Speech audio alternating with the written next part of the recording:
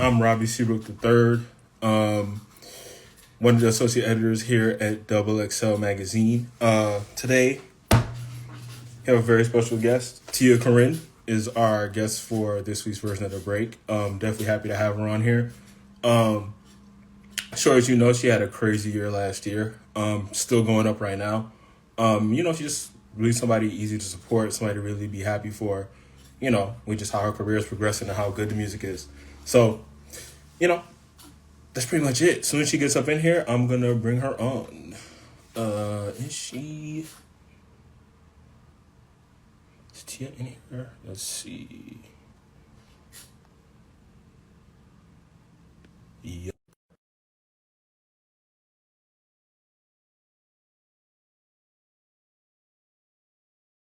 Robert, that's not really Zoe. That's a fake account. What's good? Yeah. Welcome. Thank you for pulling up and doing the show. Okay, so definitely want to know all about your backstory, kind of how you got to this point, what you got coming up. So let's start from the top. Like when you were a kid, I think from what I saw, you kind of had a musical background for like most of your life, pretty much. And then it just kind of turned into this because you put all the years and put all the time in. So can you kind of talk about that, like your origins in music, like when you first started like playing and dabbling in music? I was doing talent shows in like the 3rd grade. So I was, at that point, I was like, oh, I want to be a singer. Like I was like, I want to be like Aaliyah, like I want to sing. And so I was just kind of working my way to that. Just continued doing talent shows, practicing. And then I changed schools, and then the school I was in, you had to do, it was like an art base. So you either had to pick up an instrument or learn about instruments. And so I was like, I'm gonna pick up an instrument. And so I picked up the flute, and I fell in love with the flute. Like I was actually really, really good. And I played it for forever, all the way until high school. I graduated, I was playing the flute. And I still have 2 flutes. So I was like really good at that. And at that point, I was learning how to read and write music. And so then I also took a piano class, and I realized that the piano class, like the notes were the same as the flute. They were just like upside down or whatever. And I was like, oh, like I got into that. And then I just thought music has always just been a thing that I love. And then at that time too, I had a lot of guy friends, and then they were recording in the closet at their mom's house and recording. And I was like, dang, I want to try. Like, I just was like, dang, this looks fun. I want to try, because I was singing, but I don't know that this is how I got introduced to autotune, because they were using autotune, and I was like, oh, well, if you know how to sing, a little bit, then that's just like singing and talking. Like, I can do that. So I went in, I wrote my little verse, and when I heard my voice after I recorded, I was like, damn, I sound cool as fuck, and everybody was like, damn, your voice sounds like you got a cool voice, like you should like do that. And I was like, yeah, I actually writing my own verse, and like I was like, damn, I'm actually really good at this. Like I love this. So then yeah, it went from there. And I got my own mic and got my own computer and was taught myself how to record in the closet. And I mean, it just went from there. And then I started going to college, went to Winston-Salem State, and then I got pregnant. And then I was like, I don't know. I was doing really good in school. I still graduated, but I was doing really good. And I was like, I'm just going to be a mom. And we were planning to get married. So I'm like, I'm going to do that. And I'm going to be a physician assistant. And that's it. And then after I had my daughter, my friend was like, you need to come to the studio, man. You need to come. We miss you. And I was like, I'm not doing that anymore. And he just kept pressing the issue. So I just finally came. And then I made a song, and I was like, and it was easy. Like, I just got back in there, just like riding a bike. And I was like, I'm sorry, Uno got me weak in these comments. But yeah. Yeah, I've been seeing everything Uno is saying, and I'm just like, all right. Yeah, so it was just like riding a bike, and the song was actually good. And so then I just got back in the studio. I was like, you know what, I still got it. It's a reason why. And I just like, damn, it just reminds, like a flashback. It reminded me how much I love music. And so then I met up and I made Cabbage with this guy, and everyone in Winston was like, yo, this is really fire. Like it was a Winston classic at this point. And then I made Lotto. Lotto went viral. And at this time, I'm still in school. I'm still working, being a mom. And it blew up. And it was bigger than me because I only had, 4,000 followers at this point. But it was like, this was TikTok was first happening, so it blew up on TikTok. And shout out to Glucose Baby. Glucose Baby made a video. He DM'd me. It was like, y'all made a video with Lotto. It's going up. You need to go check it out. And I kind of was just like, okay. Like, I don't, I didn't have TikTok. And I was just like, okay, thank you. I appreciate it. But then like a week later went by and he was like, no, you need to go look. It's going viral right now. And I'm like, really? So I go download it. I make an account and it's like 20K, 30K every day. It was going up crazy amount. And it started getting to 200. And then TikTok reached out and it just blew up. It was crazy. And so then it just went from there. I was, at that point, I already had songs stacked up and I was just making music and I was getting booked for stuff and celebrities were shouting me out like A$AP Rocky and SZA and Mike Epps was playing me. I mean, like it was all over the place. And I put together TiaCorine and then I did Saga TiaCorine, which was just songs that couldn't fit on TiaCorine because I have over 400 songs. Like I have songs so I could drop an album tomorrow. And then I continued to record because I really wanted my next album, which was I Can't Wait. I wanted to really like impress people and blow them out the water and let them know like, nah, I'm really that guy. Like I write all my stuff, I record myself. Like, nah, y'all really not fucking with me. Like I wanted people to stop sleeping on me, but I also wanted to show them all these different sounds I can make. I'm just not Lotto and I'm just not FreakyT. I'm just not, I can do anything. And so, yeah, then I dropped that. And I thought that Chaka Khan was going to be the one to blow up because it was already doing well on TikTok. But then I started seeing, when I dropped the album, I started seeing people comment on FreakyT. And it's crazy because, my team or a member on the team told me that, FreakyT was really one of my best songs. They were like not be iffy about it being put on the album. And I had to like fight to get that song on there. So it's just, that so happened to be the one to blow up. So they were like, hey, you need to get on TikTok and use one of your songs from your album because we need to get it pushing. I'm like, all right. So I'm listening to the songs, but the way FreakyT came in, I'm like, okay, this is kind of I could try this because I was getting my hair done. And I was like, this is kind of I don't know. It just came to me. I was like, I'll try fucking. I'm going to try this. Tried it, it blew up, it went crazy, and then it just went from there. And so I just continued to promote it because every day somebody's like, oh, this is my first time hearing FreakyT, I love this. It's bringing traction to the album, and people are like, oh, wait a minute, this is not a single, this is from a whole catalog, and now they're going back to everything else. So it's just the more I promote this, the more my album and other catalogs are being found, and that's what's going on.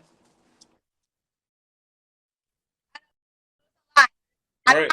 Okay, excellent summary to start. I gotta say that first.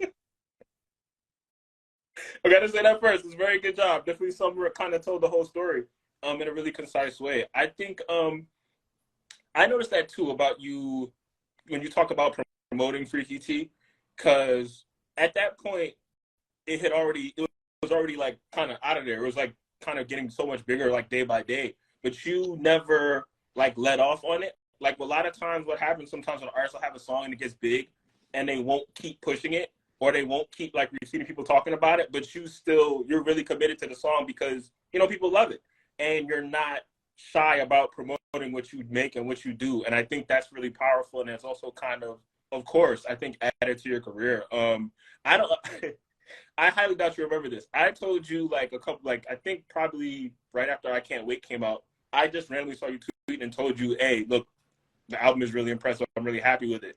And I think what kind of pulls people about I Can't Wait is just, it has so much different stuff on it, but it doesn't come off like you're just doing anything. Like everything kind of has a point and a purpose. And you're just putting a lot of different styles out on one project, but everything kind of works together. What I wanted to ask you about is kind of where do you get like the confidence to do something like that, where you are just willing to try stuff and willing to put it out there.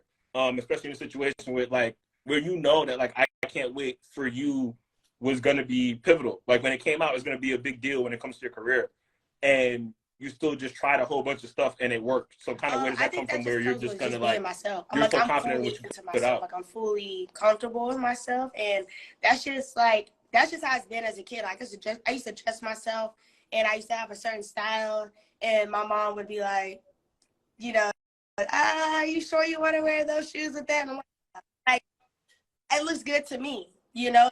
High school too, you know, people were like, you know, you wear something that doesn't match, but it matches. You know, I don't care. Like that's what I want to do, and so that's just how I am with my music. I don't care what you think or what he thinks or what she thinks. I only care about what he wants to do because I'm doing this for me because I love it. People just so happen to love it, and so, yeah, I'm thankful and grateful for that.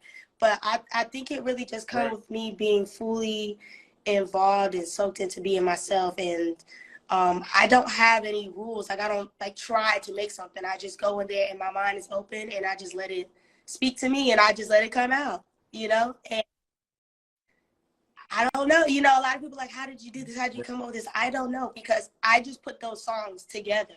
Like, you know, it wasn't like, oh, I'm working on an album and every day I'm getting a studio. I'm like, okay, this might be a song for the album. I was just having fun. I'm just going out of town, making songs. People are sending me beats from Instagram, Twitter. I'm just making music. I'm just making stuff. And then I just came to a point where I'm like, you know, I think my goal was if I'm going to do an album, I want every song to hit. Every song needs to be a banger, you know, because what's the point of putting something half-assed together? You know, every song needs to.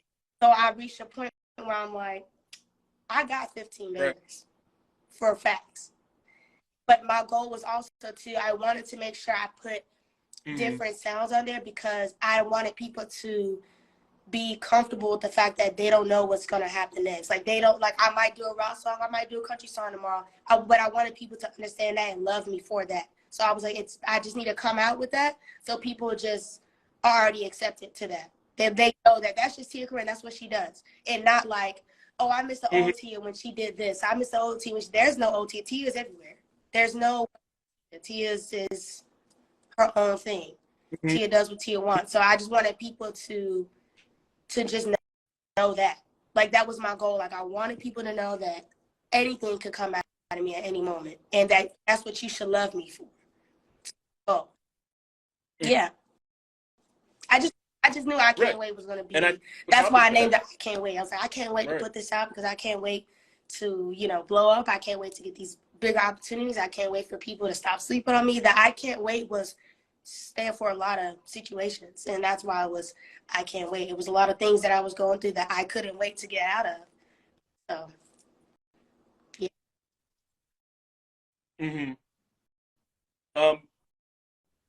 I saw you kind of talk at length about not just the North Carolina music scene, but more specifically like the Winston-Salem music scene, and also feeling like as you continue to rise, like you're kind of, you know, holding down Winston-Salem and just kind of repping for them and just feeling their support. Kind of how important is that to you, like in your career right now? And kind of how do you feel you've benefited from just having the support from back home? You know, that kind of stuff just is having important, the you know, love and especially respect when for you're, my city you know, is when you're like great building something. because, you know, a lot of people blow up somewhere else and they come back home and nobody fucks with you. Like that gotta suck. No, that sucks. I feel like a hero in my town, like because there are a lot of great artists in Winston, and not just musical, like, you know, art wise and just the style. And, you know, a lot of people are like, what the fuck is Winston? What is that? Like, it's like, nah, don't play us like Winston. So I'm just glad that I can shed light and hopefully make people want to come visit Winston and just see what it's about. And because that's how I became to be who I am, because I'm from Winston. And I just think it's important that shed more light on Winston because that sheds more light on Charlotte and Greensboro and Raleigh and just the whole North Carolina in itself. And I feel like maybe hopefully the artists in Winston will realize it's that you can make it from Winston. I think a lot of people just give up because they're like, oh, I'm from Winston. Nobody checks for us. Nobody cares. And I might as well just do this. Like, no, you can make it out of Winston. I wanted people to show people, like, you can do this. by not just, I didn't move to LA, I didn't move to Atlanta, I stayed in Winston. I did, like, you can do that from this. I would think it was really important to show people that, because that was always everyone's excuse was, you got to move, we just got to move out of here to make it. That's not true. You can do that shit right there. I think that's really important to show people, like, you can live your dreams no matter where you at. And you can do it in Winston. Right.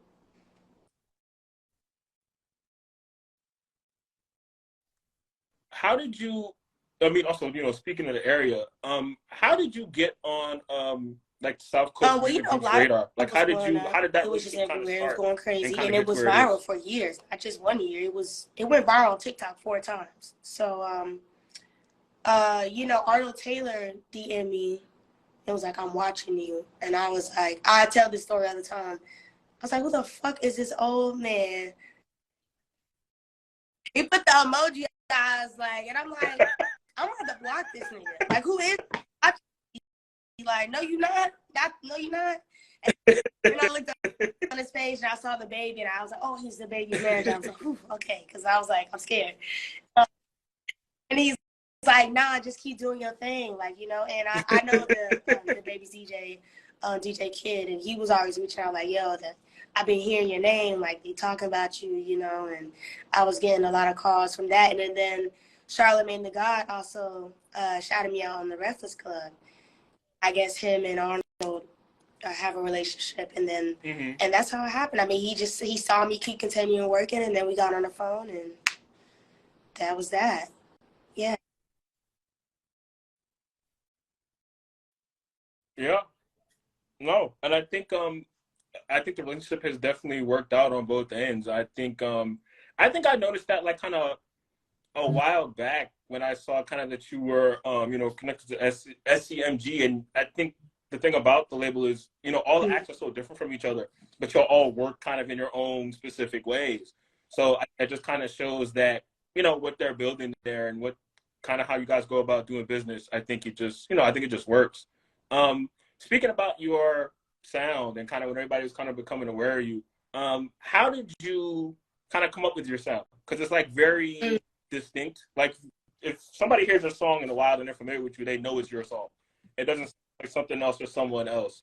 So, but how did you get, like, there? You know, like, even over all the years when you were making music, how did you get to this point now where everything it was you do is, really, like, really just distinct practice. and really precise? I practice a lot. Like, I practice on my sound a lot. Like, I mean, like, up until, like, you know, I was working. I'm getting off at midnight. I'm up in the studio till 6, 7 in the morning, just practicing. Just practicing different sounds. And I learned how to, I don't really know how to explain it, but, like, because at first, when I first started, my voice was, like, really squeaky. I didn't like that. I didn't want to sound like, because I think that's annoying. I fucking hate that. I hate that. So I had to learn how to talk from my stomach and not my right here, you know. And then with doing, you know, with singing, I was mixing in both. And so it really was just a lot of practice and me just trying stuff. And I used to get high a lot, so that definitely helped. You know, I was doing stuff like that, and I'm just in there like this. So I would just get in the mic, and I'm just closing my eyes, and I can hear the sounds. You know what I'm saying? I can hear, and then I would just try my best to, like, I don't know. You know, it's hard to explain. Like, I'm just really being myself. I don't know. Like, I don't know how I did it. I was just doing it. It just, as me practicing as it went along, I was figuring it out. And I'm like, and it just be that one time where I'm like, oh, there it is. We got it. You know, I don't know. Like, everybody, when I talk, they're like, oh, your voice is so cool. I love your voice. So I just think that's just a part of it, that certain words and how I pronounce is just because that's just how my mouth is. Like, you know, it's just, I don't know. And I you know, I wish it was something I could, like, write a formula and tell you, but I just think it all falls back from my mom. Like, my mom used to play, like, 60s, 70s, 80s, 90s pop, you know, stuff like that. Queen, rock music. I used to play Guitar Hero. So, like, I'm hearing these songs. Before I knew that I wanted to make music, I just love music, and I could hear things in the beat that I'm like, oh my God, this is so, you know, I'm paying attention to the different tones that they're hitting and the flows. I'm just, like, really appreciating this, because I used to go to orchestras because I used to play instruments. I would go and listen in operas, and I listen to classical music. And I think it's just the fact that I just actually really love music. I'm just really passionate. Like, it's not because I want to be famous. I just love it. I'm just good at it. And my dad, he was playing like a Tribe Called Quest and Sugar Hill Gang and like all these, you know, he was playing rap. So that's why I can rap, but I can also sing and make poppy stuff. And it's just my past. I just kind of live off that. It's just, you know, it's just in that I just think that I was born to do this. It's just embedded. Right. It's just it. Right. And I think you explained it well, though. I think when you said, you know, you wish there was a way you could like explain it, I think you explained it well. I think it's also too, I mean, making music is an art, right? And at the end of the day, you just have you have the magic, and you also understand how to use it and kind of how to harness it. And I mean, you just do that to the best of your ability. And like you said, you practice, you put the time in, you kept working on it. It's kind of rare for people to on this show to be like, hey, I practice, which is like, I don't know why, but I mean, you just saying that, I think that is very honest and real. But I mean, you listen to the music, you can tell this is somebody who has been working and putting in the reps and kind of figuring out how to make things work and stuff like that. Somebody watched up in the chat, but I also saw it myself and was not aware. Bojangles song? Yeah. You wrote Yeah. Like, So I just I like really you wrote something for Bojangles. Like, what, and, like, you know, Gary V, story? like, he loves me, I love him. Like, they really believe in me. Gary V's like, you're gonna be iconic, like, you're gonna be something very big, massive. And he's like really believes in me. So, you know, I was doing my first Rolling Loud, and I get a call from Mike, and he's like, hey, I got an opportunity, like, you know. I'm like, what's up? He's like, well, you're from North Carolina, and, you know, we do these brand deals. He's like, you know, Bojangles is looking for someone to do like a jingle for their new chicken sandwich coming out. And I'm like, okay. He's like, I feel like you can make a song, but it not be corny. Like, okay. And I was nervous, but I was like, you know what? I used to work at Bojangles. I used to be a shift manager at Bojangles. I had no manager experience. I didn't even know how I got that position, but I, I was a shift manager there for like a year or two. And you know, my employees, they knew that I made music because I would play they'd have like a microphone intercom, and I would wrap my phone around it and play stuff that I made the night before, because I would close and go to the studio. And I was like, yeah, I know a lot about Bojangles. I can do this. And like, yo, just go get a beat made. And so I hit up one of these guys that I knew named C Herbo, and because they wanted something like a City Girls vibe, like something, you know, bouncy and catchy. And I worked on a beat with him, and, you know, he sent me, and I was like, damn, this is perfect. And so I remember I flew out and I did Rolling Loud, and I came back, and I was supposed to have the song done like the next day, and I did not have it done. I was freaking out. They were calling me. They're like, how's it going? I'm like, oh, it's great. Like, you know, I got it. You know, I already wrote it. I'm about to record it, and I didn't do shit. I didn't have nothing. And I was on the phone with my homie Manny, which is Key Glock's engineer. Is a good friend of mine. And I'm driving home, and I'm telling him, like, I don't know what the fuck I'm about to do. And I freestyled the first line, which is about the Supremes. And I was joking, and I was like, no, that's it. And I'm like, all right, I gotta call you back. Bye. It's there. And I'm like, damn, after I made it, I'm like, I really just wrote a fucking Bojangles song. And it's actually hard. Like, it. And so I called him. I'm like, I'm done. I'm about to send it over. That's incredible. And then he's like, wait. He's like, I'm calling her back. So he calls back with these Bojangles people, and they're like, yo, can you rap it over the phone? And I'm fuck it, right? I guess y'all don't want the MP3 out. Yeah, sure. So I'm like, damn, I gotta really rap this shit over the phone. So I'm in my studio. I play the beat out loud, and I'm on the phone like, and then I finish, and it's just quiet as fuck, and I'm like, I'm sweating. My ass cheeks are sweating. I'm nervous. I'm like, I want this. They talking about bread. Like, I'm like, I want this bread. This is on it. Me doing a song for Bojangles, because they wanted to do a commercial too. So I'm like, I gotta get I'm my butt cheeks are sweating. I'm like, bro, please like this shit because I ain't got nothing else. This is it. And they were like, we love it. We love it. It's so good. They got great. And then boom, that was it. And then they had Real Ghosts come, and they wanted to shoot it at the one that I worked at. But the one that I good, I mean, I got robbed one time working there. They shut that shit down. That's American Deli now. So, but then we ended up shooting that at Bojangles down the street from my house on Peters Creek. And when I pulled up, it was like literally shut down. Like they had the police out. It was like, it's like a movie shit. They said, like, they had employees in there making sandwiches and fries and shit. Like they had dancers. Like, I mean, I was like, ah. And in my city, like I'm shooting this shit here, and it's like, damn, it was fire. And that's how it happened.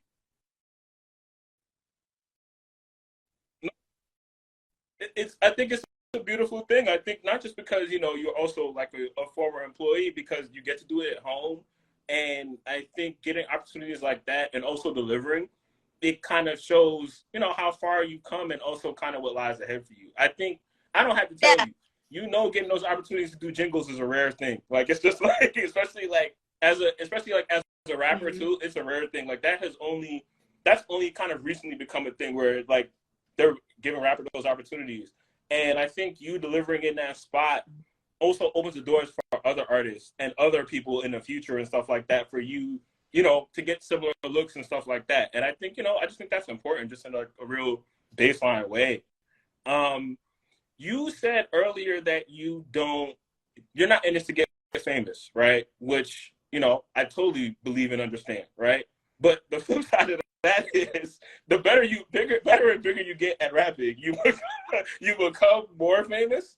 And that's, I mean, you're experiencing that you're basically experiencing that right now. It's happening as we speak, right? So how do you deal with that, where you becoming more recognizable and more people know you just pretty much by the minute? Even without even before you put out more songs, they just know who you are. What I meant is, I think how do you deal with that? Goals are, I just want to be famous, and they don't have they don't have anything that's deeper than that.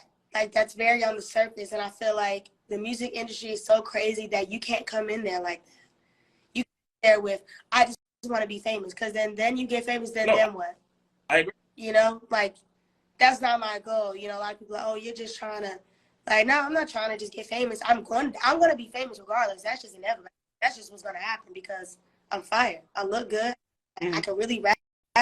Like, I'm talented. Like, I'm talented. Like, of course, why wouldn't I not be famous, you know?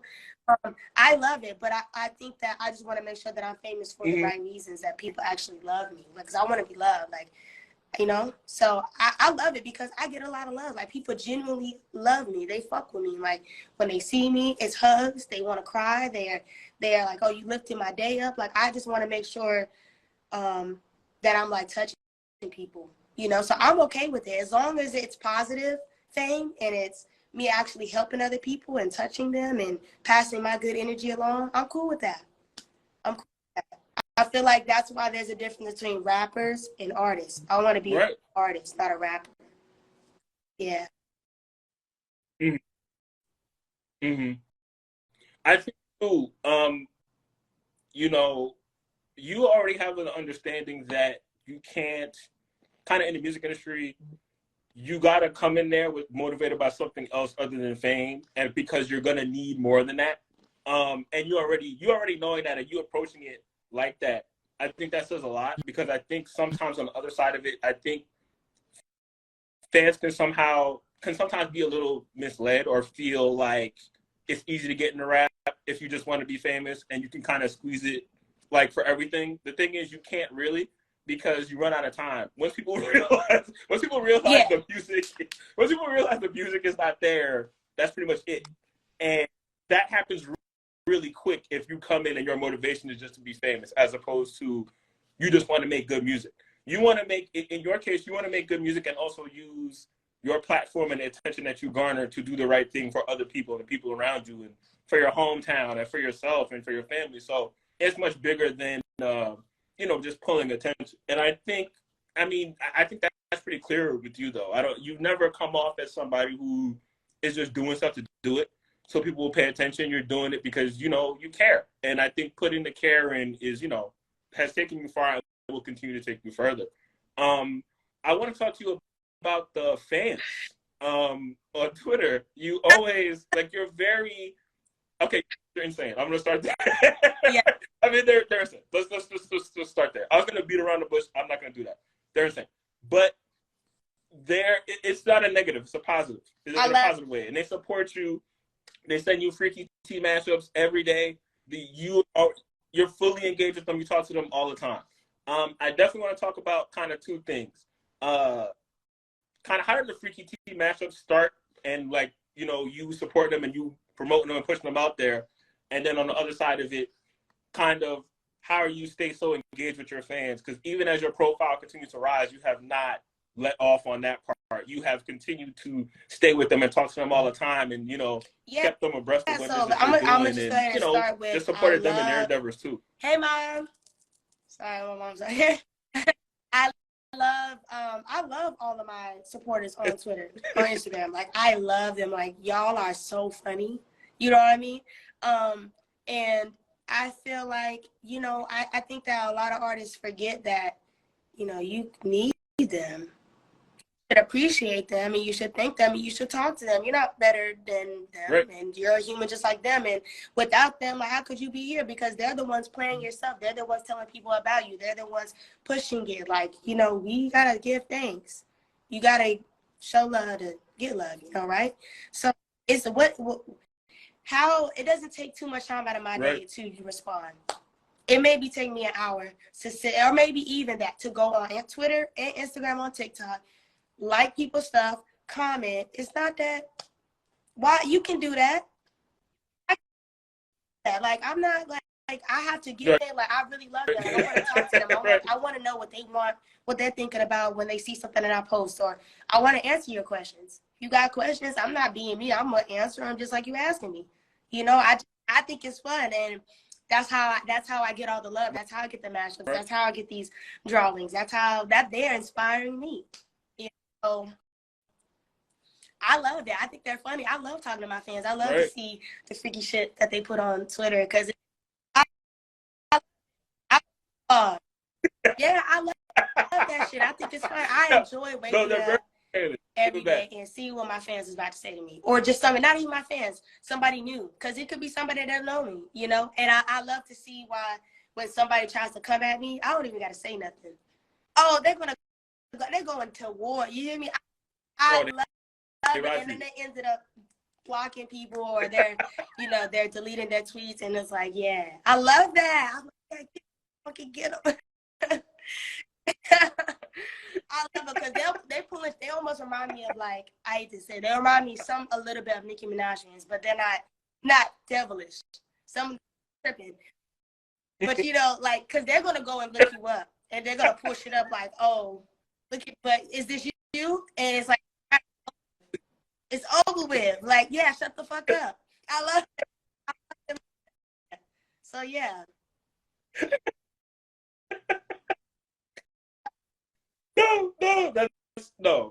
I feel that. Like I said, as somebody who has seen it and, like, seen it play out first person, like, y'all are literally helping me push my shit. Like, why would I not respond? I wake up every day like, oh, what they saying today? And they go, they be making my day. You know, I love the DMs. I love all that. I love it. I really truly love it. It's funny because I'm like, dang, these people really love me. Like, they actually like me. Like, they actually get in the car and think about me to play. Like, that blows my mind, that like people actually listen to me like how I would listen to TiaCorine or SZA, you know? That blows my mind. Not like, y'all really be listening to me for real? I love it. I love it. Crazy.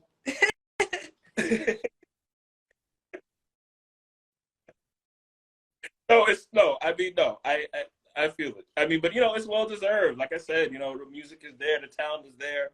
Kind of how you go about your business, just being yourself, and also kind of how you treat the fans. I think all of that put together, all of this makes sense. You know, all of this is stuff that you've seen, and as things continue to go for you, like, it all makes sense to me. You know, and I'm definitely happy to see it.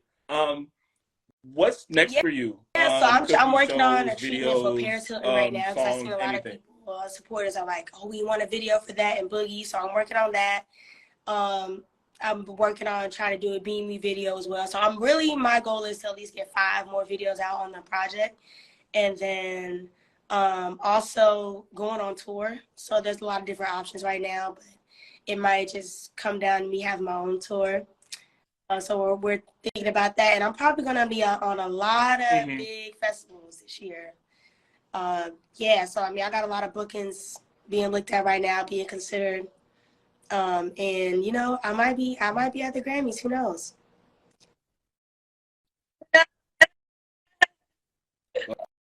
I love it. No, that's great. I think you know, it's a lot of great things. I mean, of course, you know, I had to ask that not only because So I want to know, but also yes, everybody in the guys, you know, comments I kept have going, well, songs what's built next? up, but Tell me. I don't know. Like, oh wait, I forgot to talk about this. So what's actually really next is I like. Oh, should I say it? I'm gonna just say it because everybody's been asking. Everybody's been really cool about it.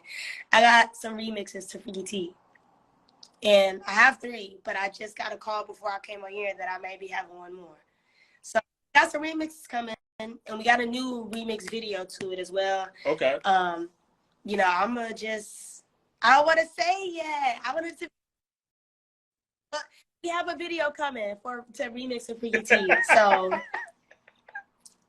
So I'm saying.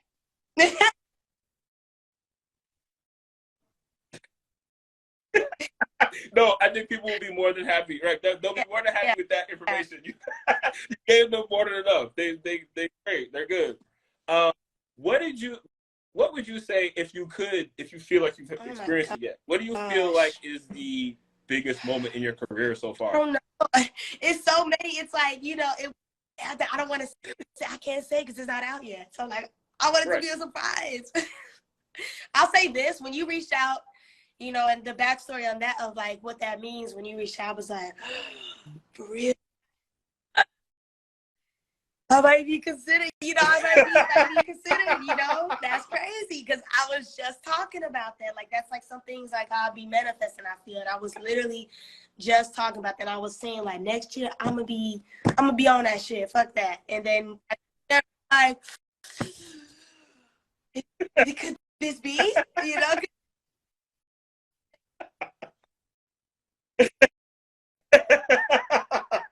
Yeah, no, it's funny. Yeah, it's funny because I actually, I mean, nobody knows the story besides us, but when I initially reached out, I wasn't like I was on vacation from work, and I was like, yeah, we need to. I was like, we got to come out swinging early in the year, and I was like, damn, who should we get? And it just kind of came to me. I was like, of course, get Tia. Like, why wouldn't we have Tia on the show? And like, as soon as it came to me, I just, you know, got to typing.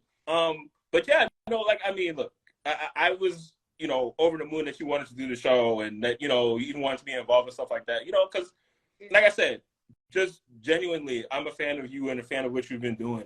And you know, I mean, you know, definitely that feeling is mutual, you know, just happy to have you on the show. So, you know, for sure. Also too, as you see in the comments and when we posted the flyer and when you posted the flyer, everybody was like, yeah, she better be on there. So like, you know, y'all blow this shit up if I'm on there. Like so that's kind of right. That's like the people is only January. The people you have the people in your corner. Like just I don't think I gotta tell you that. That's kind of obvious. Hey, look, please, don't pressure on me at all, please. But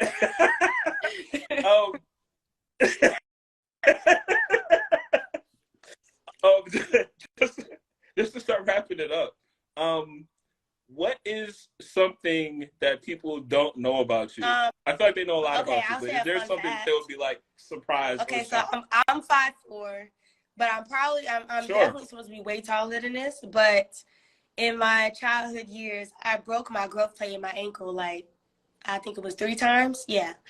And I broke it in the point where I was supposed to be growing, and I growth plate. So, yeah. So, yeah. And it wasn't nothing like major. It was all because, like, I'm clumsy. Wow. I tripped over a broom one time. Then one other time, I think one of my brothers played a trick on me, and you know, you're not supposed to get your cast wet. And it was maybe like the day before I was supposed to get it off. We used to live in apartments which had upstairs, and I lived downstairs, and I was going in and they poured water right on top of me the day before. Yeah. And then I think one time I went skating. I don't even know how it happened. I just remember that afterwards my shit was fucked up, and then karate. I was taking karate class, and I did I kicked or jumped wrong or something. Broke my shit again. Like I got weak ankles. I'm clumsy. Also, yeah. Be kind. Right. I'm supposed to call it at 5 It's all good. So the ankles are trying their best. Okay. I did not. Okay, I did not. Of course, I did not know you were 5'4", and I also didn't know the story behind it. It's funny you say that because I also broke. I broke my growth plate too, but I was like, it's like a teenager, but I did it around. It was like near I broke like my tibia, so that's where like once I broke it, they were like, "Hey, you're not gonna be as tall as your dad. Sorry." And it's just like they just tell you like really matter of fact, like, "Hey, yeah, not happening," and you just kind of gotta. I used to play a lot of sports. I totally understand that. I was doing hurdles. I was playing basketball. I was cheerleading. I was playing soccer. And I used to speed skate. So yeah, I mean, I had ankle braces. I had to wear them both on both ankles. Like, damn, on both ankles? Yeah, on both ankles. Yeah. I'm really athletic. Wow. I love playing sports. That's a lot of sports, by the way. I was nice though. I was good. I was fire. Okay. No, that's very cool. Yeah. All right. Okay. Look, I assumed you were good, but I was like, anytime an artist when they play sports, this person is a lot of good. Like everybody wants to know.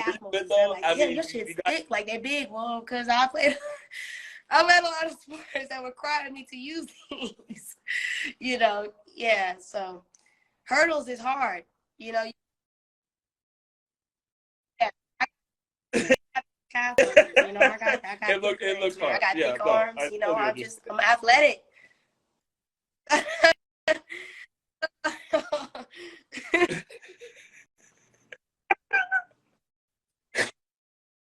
Okay.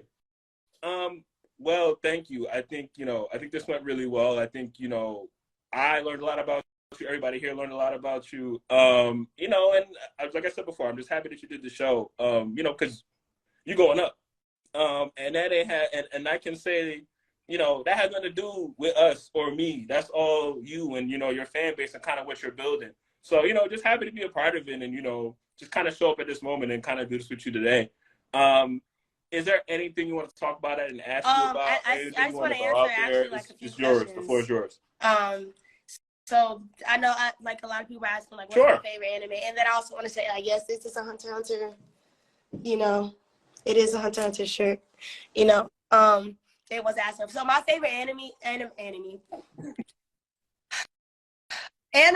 the braces, they trip me up sometimes. My favorite anime is definitely Hunter x Hunter, but I really love Chainsaw Man. And I'm watching Monster right now, and I really love that.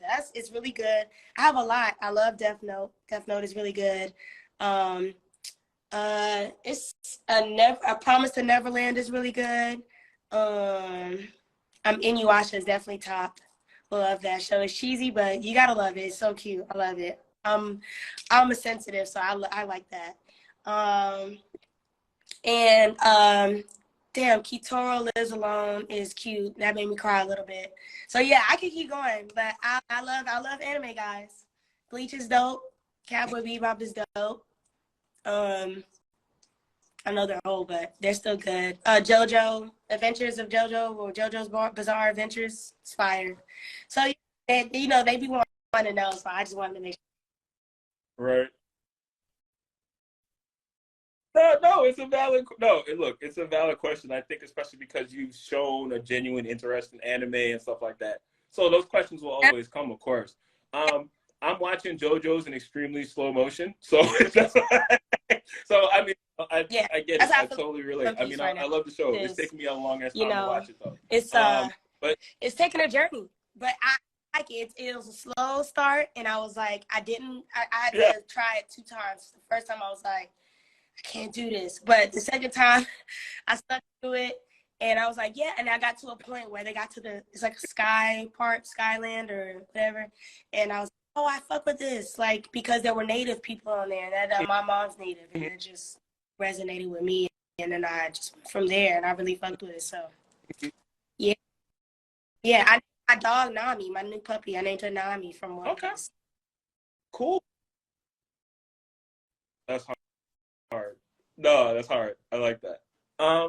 Okay. Well, thank you. I appreciate it. Thank you for your time. No, thank you so much. That's it. Thank you for That's all I having got. me. No, but thank you. I'm definitely happy with this. Bye.